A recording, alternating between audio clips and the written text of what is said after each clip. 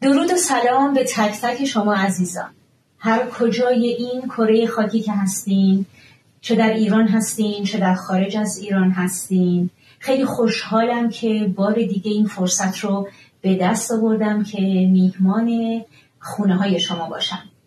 من آذل هستم و بار دیگه در خدمت شما هستم با طرح سوالاتی که میتونه سوال تک تک شما عزیزان باشه.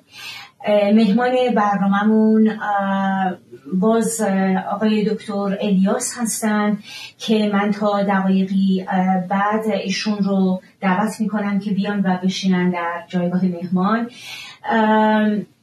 قبل از اینکه برنامه رو شروع کنیم دوست دارم که چند تا درد دل با هم داشته باشیم. یکی این که ما هممون در حقیقت در دوران بسیار سخت و سرنوشت سازی به سر میبریم، چه اونهایی که خارج از ایران هستن چه اونهایی که داخل ایران هستن. ما هممون مسافر یک کشتی هستیم، این رو فراموش نکنید و تک تکمون میتونیم نقشی داشته باشیم در بازسازی فردای ایران عزیزمون، این میهن مقدس، این سرزمین مقدس. بنابراین چه منی که اینجا نشستم چه شمایی که اونور هستید و هر کدوم ما میتونیم با همدیگه با همدلی این راهی رو که خیلی وقت آغاز شده به یک سرانجام بسیار روشن و زیبایی برسونیم و در کنار هم پا به پای هم بریم جلو تا بتونیم یک ایران آباد و آزاد رو و زندگی کردن در یک ایران آزاد و آباد رو که سزاوارش هستیم تجربه کنیم. بنابراین من از شما عزیزانم واقعا خواهش میکنم که امیدتون رو از دست ندین. انسان به امید زنده است. نذارید که جریانهای اهریمنی، حتی دوستان نزدیکتون، افراد خانواده، کسایی که به هر بهانه‌ای به شما ناامیدی رو تزریق میکنن و شما رو از ادامه مسیرتون میخواین که دور کنن، خواهش میکنم فریبشون رو نخورید. ایمان داشته باشید به روزهای روشن آینده که بسیار نزدیکه. خیلی دوستتون دارم.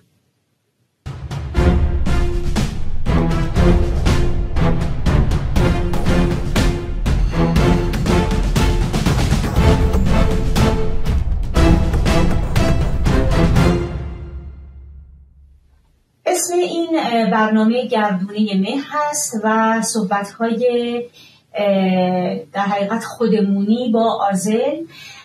مهمان برنامه ما آقای دکتر الیاس هستن و من دوست دارم که سوالاتی رو که میتونه سوالات خیلی از شماها باشه باهاشون مطرح کنم و ببینم که چه جواب میدن. فکر میکنم که میتونم مهمان برنامه رو ازشون خواهش کنم که تشریف بیارن. درود بر شما. بفرمایید. خوب این آقای دکتر الیاس، خسته نباشید. به هر حال من شاهد این هستم که شما واقعا دارین شبانه روز تلاش میکنین و امیدوارم که این تلاشتون نتیجه بسیار رضایت بخشی رو بده و خستگیتون رو از بین ببره. سپاسگزارم از اینکه بر روی این انرژی و توانو گذاشتید که بشه یه گفتگوی دل به دل دیگه یا داشت و هر روی درود میگم به همه همیهنانمون در فراسوی گیتی. گردنه تاریخ هست و رویدادها اتفاقات بسیار عجیبی و پشت سر گذاشتیم در 7 ماه گذشته. فکر میکنم 2-3 ماه آتی روزهای بسیار سرنوشت سازی برای میهن ایران و البته برای گیتی خواهد بود، چرا که هر داستانی که در ایران ایجاد بشه بیگمان در تمام دنیا و جهان اون اثراتشو همه خواهند دید. سپاسگزارم. دکتر الیاس، من اولین سالم رو اینطوری آغاز میکنم. هدف شما از گشایش تلویزیون فرد ایران اصلا کلاً چی بود؟ به چه اهدافی، به چه هدفی میخواید برسید؟ این تلاش های بیوقفه شبانه روزی شما واقعا هدف چی هست از اینها؟ ببینید، داستان از اینجا شروع میشه. ما یک ایرانی داریم، یک کشوری داریم با تیره های گوناگون از نژادی که نژاد ایرانی آریایی هست و بر روی هم میهنایی داریم در ایران، در فلات ایران پخش شدن. حالا هرچند این کشور به مرور کوچیک و کوچیکتر شده با قراردادهایی که در این 200 سال گذشته انجام شده، منتها اون بخشی که امروز وجود داره، اون بخشی هست که عشق من به میهن تعریف میکنه. در واقع اون بخش، من اگر بگم خب من آذری هستم، زایچه تبریز، هرچند در بلوچستان در فقیرترین جای ایران تبابت کردم، در جایی که در واقع جاده ها سنگلاخی هستن و درک کردم، دریافتم آنچه که بایستی برای ایران انجام میشد و انجام شده بود. 45 سال هستش یک وقفه تاریخی درونش ایجاد شده، نه تنها وقفه، یه بازگشت به قرون در واقع تیروتار، یک 1000 سال یعنی در برگشت بودیم. ببینید، اساس داستان این هستش که امروز مردم ایران باید درک کنن بودنشون در کل تاریخ اون بسته شدن به یکدیگه است. یعنی اون تناب‌هایی که با هم دارن، اون بندهایی که با هم دارن، اون بندها، من میگم یک پارچگی خیلی فراتر از این داستان، یک پارچگی ایران و ایرانی بابت اون پیشینه‌ای که داره، اون فرهنگی که وجود داره. و اگر ما امروز تلویزیون فر ایران که یا فرهنگ داریم بگیم، این تلویزیون در واقع بر مبنای فرهنگ ایجاد شده، اگر داریم میگیم پادشاهی، اون هم در فرهنگ هست. یعنی اینها در هم تنیده شده. ما هزارها در واقع سامانه پادشاهی در ایران داشتیم، هر بخش از ایران شاه خودشو داشته و این شاه ها کنار یکدیگر شدن شاهنشاه. یعنی شاهنشاهی در واقع اون دموکراسی بوده که ما از آغاز داشتیم. یعنی دموکراسی در ایران همون شاهنشاهی بوده که ما بوده و برای ما.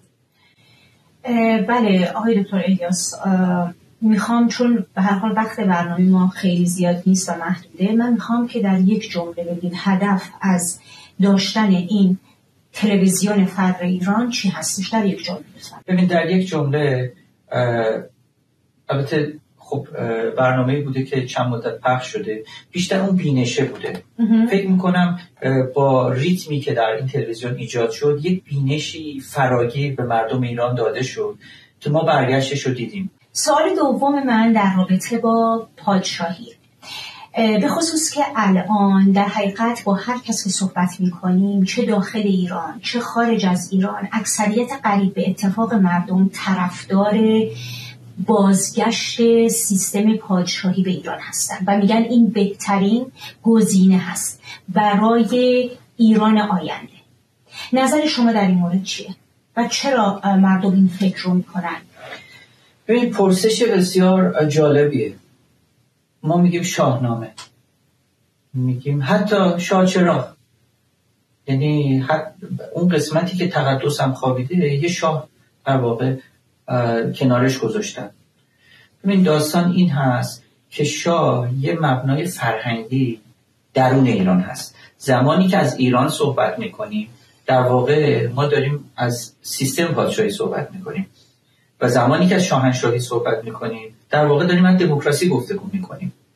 یعنی دموکراسی که در یونان شکل گرفته که قدمتی هم در واقع نداره نسبت به شاهنشاهی ما، حق رأی و اون برابری در بین طبقه اشراف بوده، در صورتی که شاهنشاهی میشده ما برای ما. یعنی ما خودمون اون بخشو داشتیم. مثلا تاریخ رو نگاه میکنی شما، کوروش در کانستیتوشن امریکاست، جفرسون از در واقع سایکلوپدیا و زندگینامه کوروش در واقع بهره برده و قانون اساسی امریکا نوشته شد.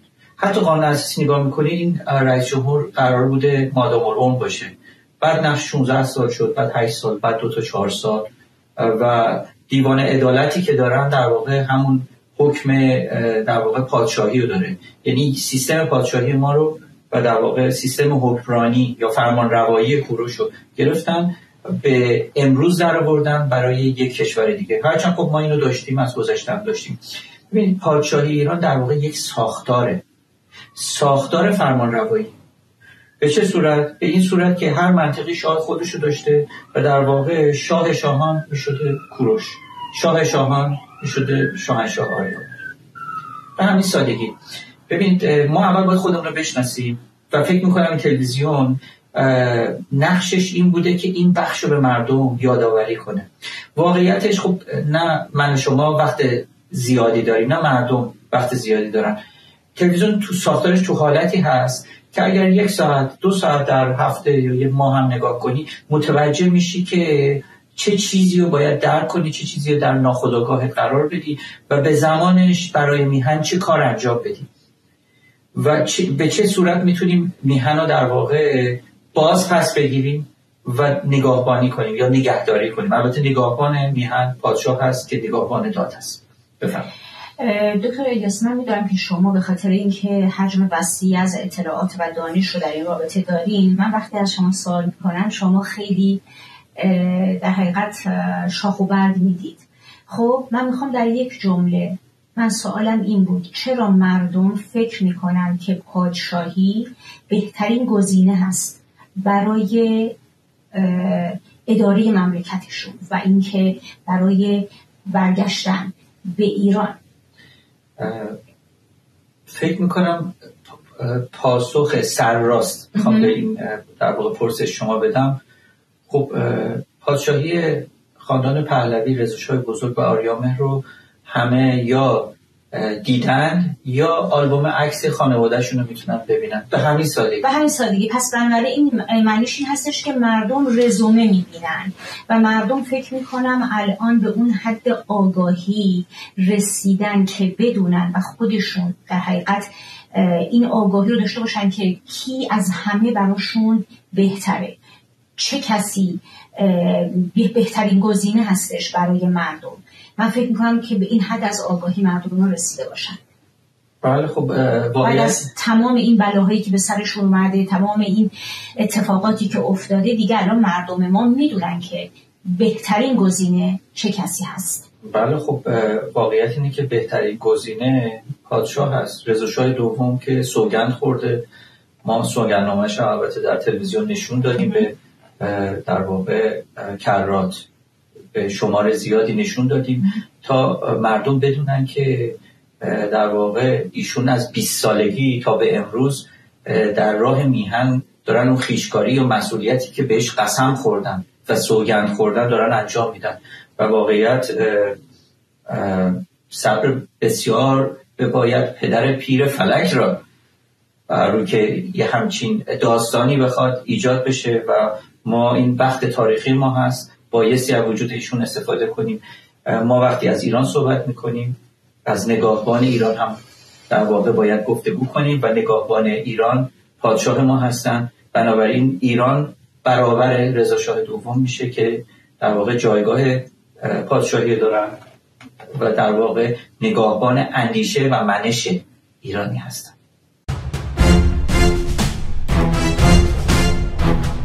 ما مردم ایرانی میگوید خدایی، پیام ما روشن است، شاد وزارت پرست. یاران از این رخوت برون آیید، اهریمنان در شهر میتازند، ضحاک آن ماران بر دوشش، بر ظلمشان مستانه مینازند. جز همدلی راه رهایی نیست، مام وطن بی خواب و تبدار است. با رمز شاهنشه به پا خیزید، یاران همینک وقت پیکار